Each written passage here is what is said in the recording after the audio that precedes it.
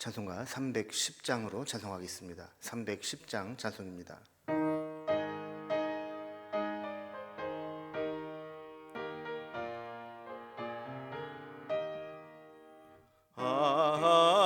하나님의 은혜로 있을 데 없는 자 왜 구속하여 주는지 난 알 수 없도다. 내가 믿고 또 의지함은 내 모든 형편 아시는 주님 늘 보호해 주실 것을 나는 확실히 아네. 왜 내게 굳센 믿음과 또 복음 주셔서 내 마음이 항상 편한지 난 알 수 없도다. 내가 믿고 또 의지함은 내 모든 형편 아시는 주님 늘 보호해 주실 것을 나는 확실히 아네. 왜 내게 성령 주셔서 내 마음 감동해 주 예수 믿게 하는지 난 알 수 없도다. 내가 믿고 또 의지함은 내 모든 형편 아시는 주님 늘 보호해 주실 것을 나는 확실히 아네. 주 언제 강림하실지 혹밤에 혹낮에 또 주님 만날 그곳도 난 알 수 없도다. 내가 믿고 또 의지함은 내 모든 형편 아시는 주님 늘 보호해 주실 것을 나는 확실히 아네. 아멘. 오늘 함께 나눌 하나님 말씀은 우리 구약성경 신명기 6장 10절에서 25절까지 말씀입니다. 신명기 6장 10절에서 마지막 절까지 271면에 있습니다. 말씀을 제가 봉독하겠습니다. 네 하나님 여호와께서 네 조상 아브라함과 이삭과 야곱을 향하여 네게 주리라 맹세하신 땅으로 너를 들어가게 하시고 네가 건축하지 아니한 크고 아름다운 성읍을 얻게 하시며 네가 채우지 아니한 아름다운 물건이 가득한 집을 얻게 하시며 네가 파지 아니한 우물을 차지하게 하시며 네가 심지 아니한 포도원과 감람나무를 차지하게 하사 네게 배불리 먹게 하실 때에 너는 조심하여 너를 애굽 땅 종되었던 집에서 인도하여 내신 여호와를 잊지 말고 네 하나님 여호와를 경외하며 그를 섬기며 그의 이름으로 맹세할 것이니라. 너희는 다른 신들 곧 내 사면에 있는 백성의 신들을 따르지 말라.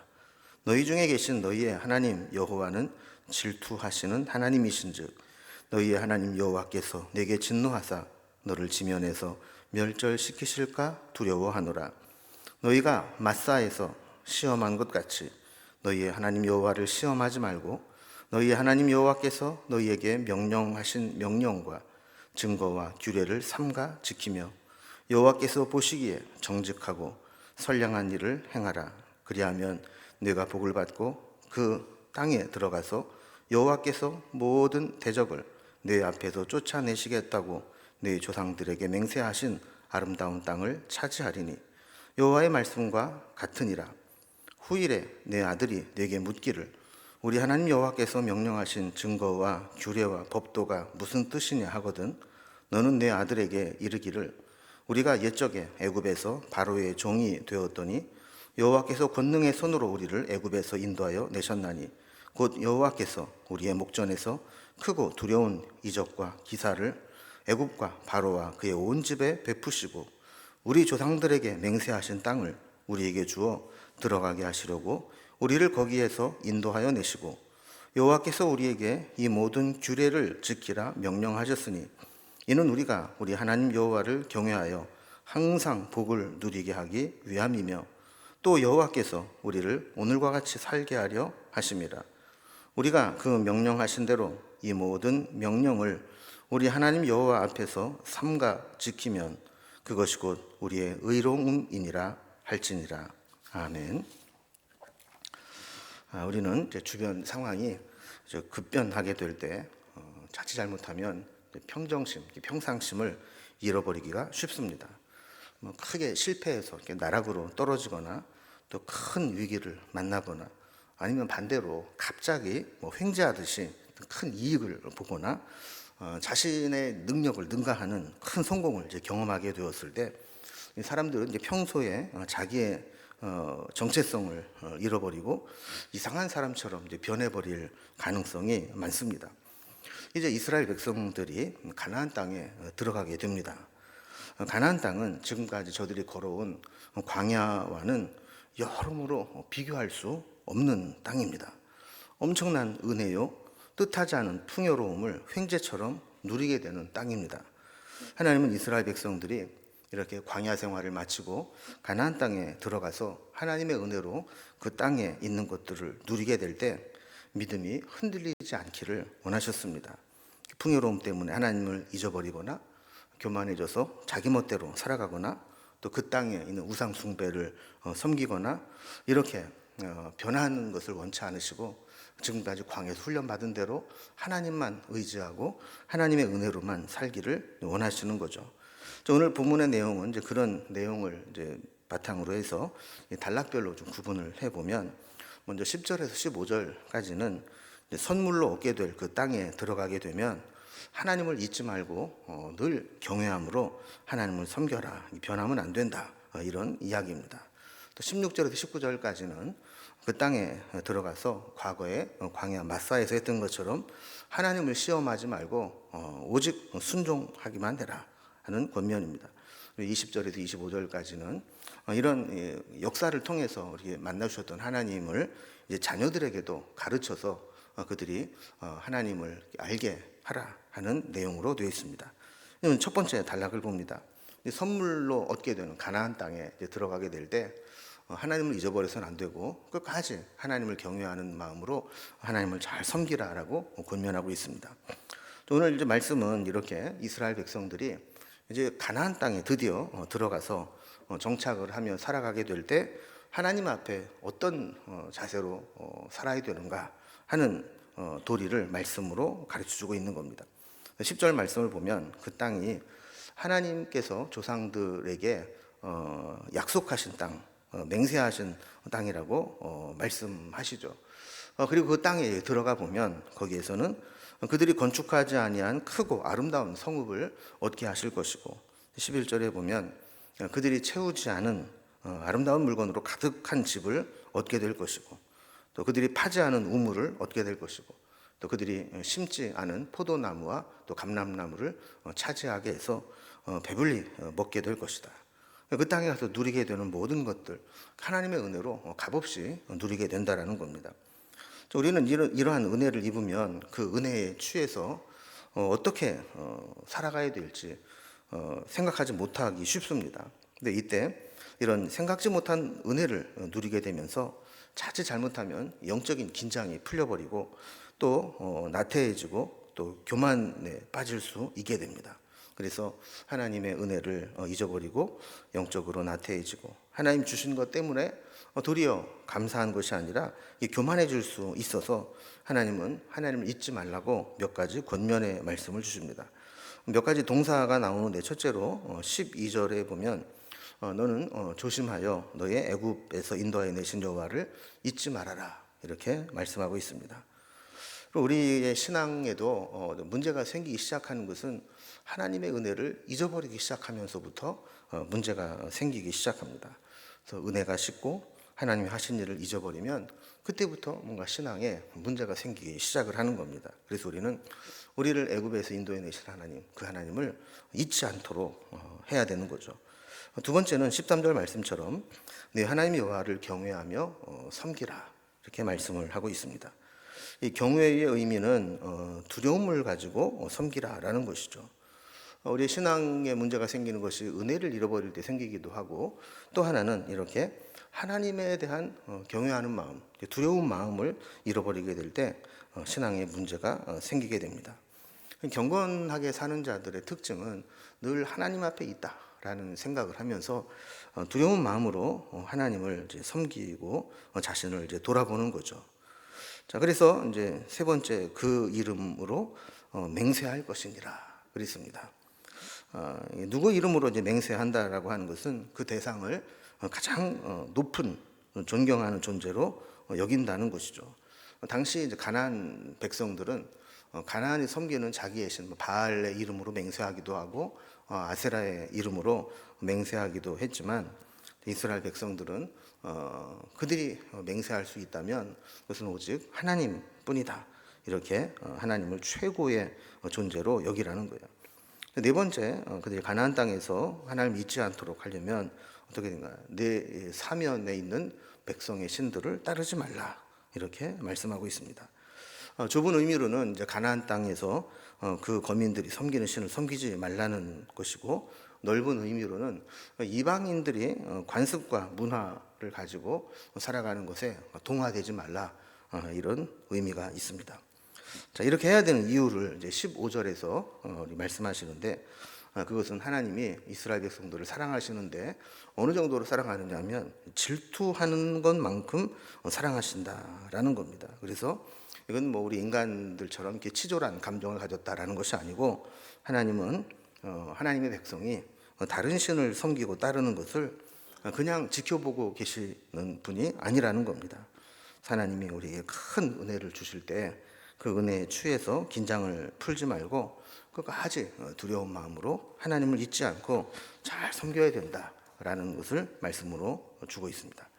두 번째 단락을 보면 하나님을 시험하지 말고 하나님 앞에는 늘 순종함으로 서야 된다라는 겁니다. 16절 이하에 보면 이제 출애굽기 17장에 있었던 이 마사에서의 불신앙 사건을 상기시킵니다. 그러니까 이스라엘 백성들이 르비딤에 진을 치고 있을 때 마사라고도 하고 무리바라고도 하는 곳에서 백성들이 이제 물이 없으므로 하나님 앞에 원망하고 모세에게 불평을 쏟아냈던 그런 사건이 있습니다. 오늘 말씀 16절에도 보니까 이것은 단지 뭐 물이 없다고 불평한 것이 아니라 하나님을 시험한 것이다, 이렇게 표현하고 있습니다. 그러니까 물이 없는 것으로 인해서, 자신이 마실 물이 떨어진 것으로 인해서 하나님이 살아계신지 아닌지, 하나님이 여기까지 우리를 인도하셨는지 아닌지 의심하고 원망했다라는 겁니다. 그래서 물을 얻지 못한 것 때문에 하나님을 시험한 것과 같다라는 것이죠. 어쩌면 그들은 하나님이 물을 못 내시면 다른 신들에게 구해서라도 물을 얻겠다, 이렇게 생각했을지도 모릅니다. 그래서 모세는 이 마사에서의 하나님을 시험한 사건을 상기시키면서 이스라엘 백성들은 가나안 땅에 들어가서 설령 그들의 부족함을 느낀다 할지라도 그런 전철을 밟지 말고 하나님께 순종하는 신앙을 가져야 된다라는 겁니다. 그래서 17절 말씀해 보면 하나님의 명하신 명령과 증거와 규례를 삼가 지켜라, 말씀을 지켜라. 또 18절과 19절 연결되어 있는데, 여기 보면 여호와 보시기에 정직하고 선량한 일들을 행하라 라고 권면합니다. 자, 그러면 이제 하나님이 이제 약속하신 대로 그 땅에 들어가서 그 땅에 있는 모든 대적들을 다 쫓아내 주시고 그 땅을 차지하게 하실 것이다, 이렇게 약속해 주십니다. 우리도 마찬가지입니다. 우리가 하나님을 잘 믿는 것 같다가도 조금만 어려움이 생기면 하나님이 있는지 없는지 모르겠다, 하나님이 내 기도를 들어주시는지 안 들어주시는지 모르겠다, 이렇게 원망하고 불평할 수 있습니다. 그러나 오히려 하나님 말씀을 삼가 지키고 하나님 보시기에 정직하고 선량한 일, 즉 믿음의 길을 행하라고 권면하고 있는 겁니다. 마지막 세 번째 단락을 보면 이제 이러한 하나님에 대해서 자녀들에게도 가르쳐서 그 신앙이 전수되도록 말씀하고 있습니다. 이 자녀들의 신앙을 이제 교육하라는 말씀을 하는데 20절에 보면 후일에 자녀들이 하나님께서 명령하신 증거와 규례와 법도가 무슨 뜻이냐고 물으면 이렇게 가르쳐라라고 하는 말씀이죠.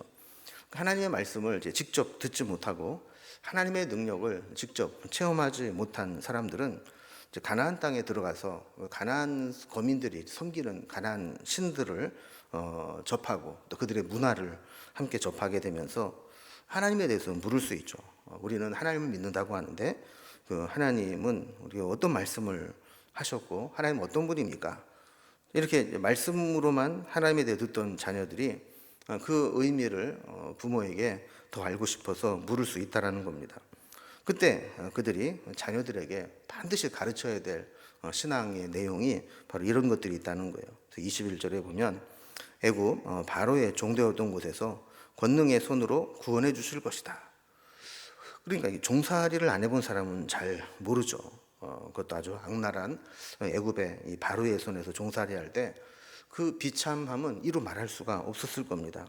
그런데 하나님께서 우리 조상 때로부터 그렇게 아주 비참한 종살이하던 곳에서 우리를 건져주셨다. 이거를 꼭 가르쳐야 된다라는 겁니다. 22절에 보면 그 과정에서 하나님께서 크고 두려운 이적과 기사를 행하신 것을 가르치라고 말씀합니다. 이적과 기사는 하나님께서 하나님 백성들을 보호하시고 구원하기 위해서 사용하시는 도구죠. 그래서 일상적으로 우리에게 은혜를 베푸시고 평안하게 지키시는 것도 있지만 때로는 크고 두려운 이적과 기사를 행하셔서 우리를 건지시고 또 위험에서 우리를 구원해 내시기도 하는 겁니다. 23절에서는 이제 조상들에게 약속하신 땅으로 인도하여 내셨다라는 것을 가르치라는 겁니다. 우리가 지난 주간에 광야 여정을 살펴본 것과 같이 하나님은 이제 조상들에게 약속하신 땅으로 후손들을 인도하여 내셨죠. 그래서 신실하신 하나님은 40년 동안 광야에서 한 세대가 지나가고 세월이 흘러도 그 조상들에게 맺은 언약 그것을 잊지 않고 지켜주셨다라는 겁니다. 자, 그래서 24절에 보면 그 하나님이 이 모든 규례를 지키라고 명령하셨다라는 거예요. 율법을 지켜야 하는 것은 우리가 항상 복을 누리고 오늘과 같이 살게 하려 하심이라 이렇게 말씀을 하고 있습니다. 그러니까 하나님께서 이렇게 율법을 주시고 율법을 지키라고 하신 것은 율법 속에 우리를 막 속박하고 가두어두려고 하는 것이 아니라 하나님이 주신 은혜와 축복을 계속 유지시키고 그것을 지속적으로 얻게 하려면 그 율법 가운데 우리가 보호를 받아야 된다라는 겁니다. 마지막으로 25절 말씀을 보면 삼가 지키면 그것이 우리의 의로움이니라 할지니라 이렇게 말씀을 하고 있습니다. 이 말씀은 우리가 율법을 100%다 완벽하게 지킬 수는 없지만 우리가 율법을 지키려고 애를 쓰고 그 율법대로 살려고 노력하고 할 때 하나님께서는 그것을 보시고 의롭다 여겨주실 거라는 말씀입니다. 그래서 하나님은 이스라엘 백성들에게 구원하시고 또 베푸신 은혜가 그 당대에서 끝나지 아니하고 그 후대까지 계속 전수되기를 원한다는 거죠. 그래서 말씀을 가르치고 또 삶으로 본을 보이는 이렇게 신앙의 전수를 해야 된다라는 거예요. 그러면 신앙 교육과 신앙의 전수 문제는 그냥 한 가정에 어떤 종교를 택할 것이냐는 문제가 아니라 자녀의 생명이 걸린 중요한 문제입니다. 그렇기 때문에 우리가 그 무엇보다도 우리 자녀들이 믿음 안에서 신앙을 살 수 있도록 기도하고 신앙의 본을 보이고 또 말씀으로 이끌어야 될 책임이 있는 것이죠. 그래서 오늘 이제 말씀과 같이 우리가 가나안 땅에 들어가게 될 때 하나님의 많은 은혜를 받게 됩니다. 그럴 때 그 은혜를 잊어버리면 금방 교만해지고 자기가 잘나서 그런 줄 알고 그리고 내 멋대로 살다가 세상에 휩싸이게 되고 우상 숭배까지 손을 대는 그런 이스라엘 백성들의 전철을 밟지 말고 오직 하나님만 섬기는 삶을 살아가는 우리의 삶이 될 수 있기를 주님의 이름으로 기원합니다. 기도하겠습니다. 하나님 아버지, 하나님께서 애굽에 종살이하던 이스라엘 백성들을 구해내서 광야를 거친 후에 가나안 땅에 들어가게 될 때 그 가나안 땅은 애굽이나 광야와는 비교할 수 없는 은혜의 땅이요 풍족한 땅이라는 것을 말씀하시면서, 그렇게 우리가 뜻하지 않은 은혜를 입게 되었을 때 평정심과 신앙의 기본을 잃어버리지 않고 변함없이 하나님만을 섬기며 두려운 마음으로 주님을 기억하고 순종하는 삶을 살아가기를 원하는 말씀을 살펴보았습니다. 하나님, 우리에게도 하나님의 은혜 가운데 거하게 될 때 주님 앞에 설 때까지 절대로 하나님의 은혜를 잊지 않게 하여 주시고, 또한 우리 자녀들에게도 생명의 복음이 되는 하나님의 말씀을 늘 가르치고 신앙이 전수되어 우리의 자녀들이 한 명도 빠짐없이 구원에 이르게 되며 영적인 생명을 다 함께 누릴 수 있도록 인도하여 주시옵소서. 오늘도 우리가 살아가는 모든 날 동안 하나님의 은혜를 기억하고 살아가기를 소망하며 예수님의 이름으로 기도드리옵나이다. 아멘. 각자의 기도 제목들로 자유롭게 기도하시겠습니다.